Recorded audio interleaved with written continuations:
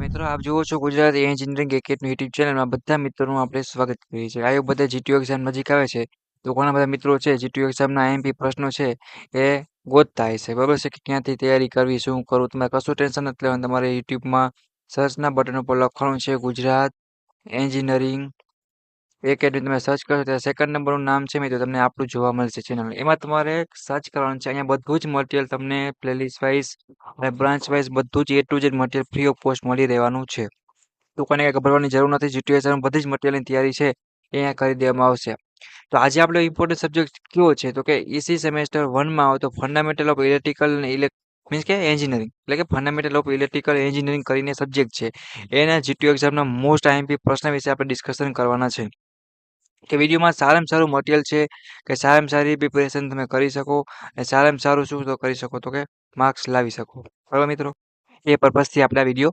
બનાવેલ છે સબ્જેક્ટ છે ફંડામેન્ટલ ઓફ ઇલેક્ટ્રિકલ એન્જિનિયરિંગ બરાબર છે નવા ડીઆઈ સિલેબસ સબ્જેક્ટ કોડ સાથે તો વિડીયો જે મિત્રોને પાસ થવું સારા માર્ક્સ સ્કોર કરવા વિડીયો લાસ્ટ લગી જોવાનો છે બધું તમને સમજાવીશ કઈ રીતે માર્ક્સ સ્કોર કરવા કઈ રીતે તમારા માર્ક્સ છે કપાય તો એને અટકાવવા અને સારામાં સારું ટોપ કઈ રીતે મેળવવું આખો સેમેસ્ટરમાં જે પણ કર્યું હોય હવે ટાઈમ છે જીટીયુ એક્ઝામમાં સારી રીતે આપણે પાસ થઈ છે એના માટે જો તમે બધી સબ્જેક્ટના આઈએમપી વિડીયો મેળવવો હોય તો ઈસી સેમેસ્ટર 1 ના વોટ્સઅપ ગ્રુપની લિંક તમને નીચે ડિસ્ક્રિપ્શનમાં આપી દઉં છું એમાં તમારે જોઈન થઈ જવાનું રહેશે બધું જ મટીરિયલ છે તમને મળી રહેશે A to Z update plus જીટીયુની A to Z અપડેટ માટે જીટીયુની ઓફિશિયલ ચેનલની લિંક નીચે આપેલ છે પ્લસ ડાઉટ કે એ માટે યુટ્યુબના કોમેન્ટ બોક્સમાં કોમેન્ટ કરજો અથવા ઇન્સ્ટાગ્રામમાં પૂછી શકશો ઓકે હવે આપણે મિત્રો પ્રશ્ન તરફ આગળ વધવાના છે રેડી જેથી કરીને તમને પણ ખ્યાલ આવે તો સબ્જેક્ટ તમને ખ્યાલ પડી ગઈ પછી તમને શું છે તો અહીંયા તમને સબ્જેક્ટ કોડ પણ ખ્યાલ પડી ગયો હવે આપણે ચેપ્ટર વાઇઝ તમારા બંને આઈએમપી ગુજરાતી ઇંગ્લિશ બંને લેંગ્વેજમાં આપેલ છે તો કોઈને કાંઈ ટેન્શન લેવાની જરૂર નથી જો આપણે આગળ વધીએ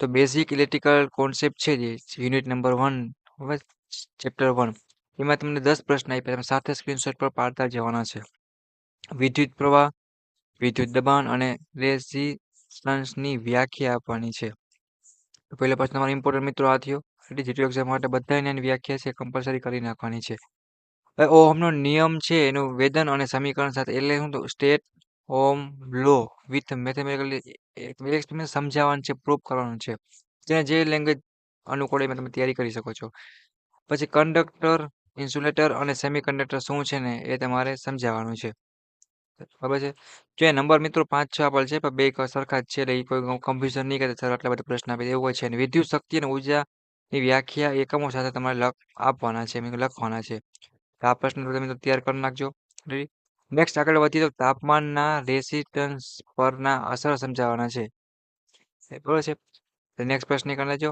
પછી ડીસી સર્કિટ ચેપ્ટર નંબર 2 છે શું છે મિત્રો ચેપ્ટર નંબર 2 ની જો વાત કરીએ તો ડીસી સર્કિટ છે એમાં જો તમે 5 પ્રશ્ન ઇમ્પોર્ટન્ટ આપ્યા છે એક તો છે એક કિર્ચોફ લો તમને ખબર આવે કરંટ લો શોર્ટમાં કહેવાય છે KCL એ બધાને પાકો કરી નાખવાનો છે નેક્સ્ટ વાત કરીએ તો કિર્ચોફ લો હે ને એ વોલ્ટેજ નિયમ એટલે KVL જો અલગ અલગ છે શોર્ટમાં તમે ધ્યાન રાખજો ખબર છે ભૂલ ના થાય તો આ પ્રશ્ન ખાસ છે પાકો કરી નાખો બધા મિત્રો નેક્સ્ટ ભાગ ઓહમના નિયમની સરળ ડીસી સર્કિટ ઉકેલવાની છે સોલ્વ તમારા બધા મિત્રોને કરવાની છે પછી સિરીઝ અને પેરેલલ સર્કિટની તુલના એટલે કમ્પેર તફાવત થયો મિત્રો એ બધા મિત્રોને પાકો કરી નાખવાનો છે ખાસ નેક્સ્ટ આગળ વધીએ મિત્રો તો આવશે સમકક્ષ રેસિસ્ટન્સ શું છે એ સમજાવવાનું છે પછી ચેપ્ટર નંબર 3 ની જો વાત કરીએ તો કે એસી ફંડામેન્ટલ આ ચેપ્ટર નંબર 3 છે કેવું છે મિત્રો ચેપ્ટર નંબર 3 છે બરાબર છે પછી વાત કરીએ એમાં એસી અને ડીસી ની વ્યાખ્યા આપવાની છે મિત્રો નેક્સ્ટ પ્રશ્ન તમારો ઇમ્પોર્ટન્ટ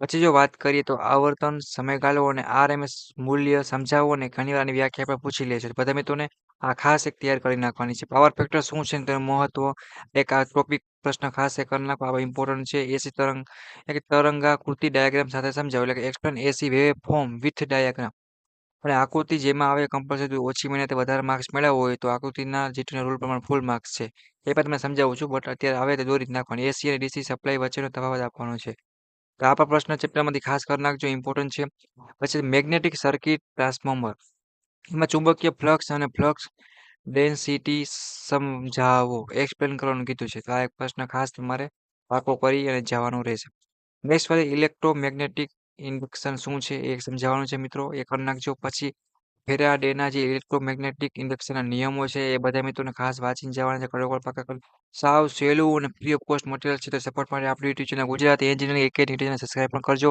જેથી કરીને તમને બધું મટીરિયલ મળતું રહે. ટ્રાન્સફોર્મરનું EMF સમીકરણ સાબિત કરો એ પણ ખાસ પૂછાય છે. એ પણ પાકું કરી નાખવાનું. એ ટ્રાન્સફોર્મરનો ઉપયોગ છે, એ ટ્રાન્સફોર્મરનો ડાયાગ્રામ, આકૃતિ બધું છે કડોકડ તમારે પાકું કરી નાખવાનું રહેશે. ચેપ્ટર 5ની વાત કરીએ તો ડીસી મશીન.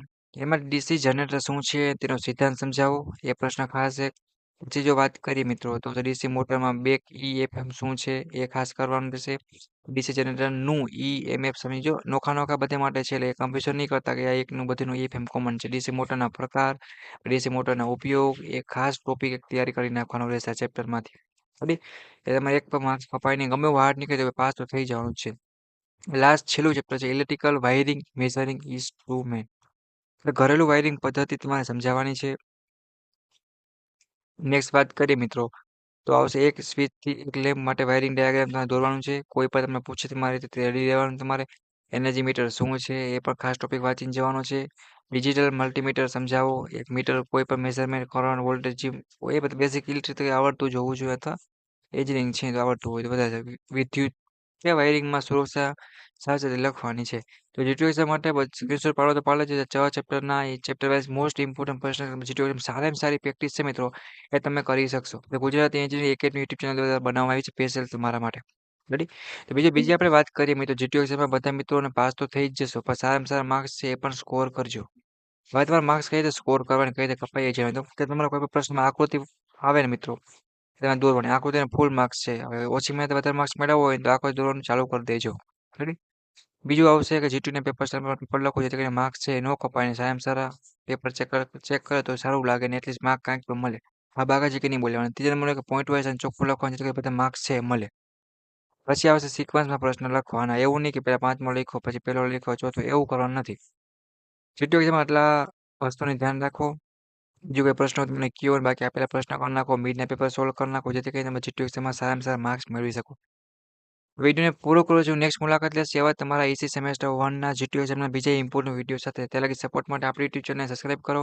તમારા એસી સેમેસ્ટર 1ના બધા દોસ્તોને મોકલો. ડિસ્ક્રિપ્શનમાં લિંક આપેલ છે, એમાં પણ જોઈન થઈ જવાનું રહેશે. ઓકે મિત્રો, thank you. Take care, bye bye. Thank you for watching Gujarati academy.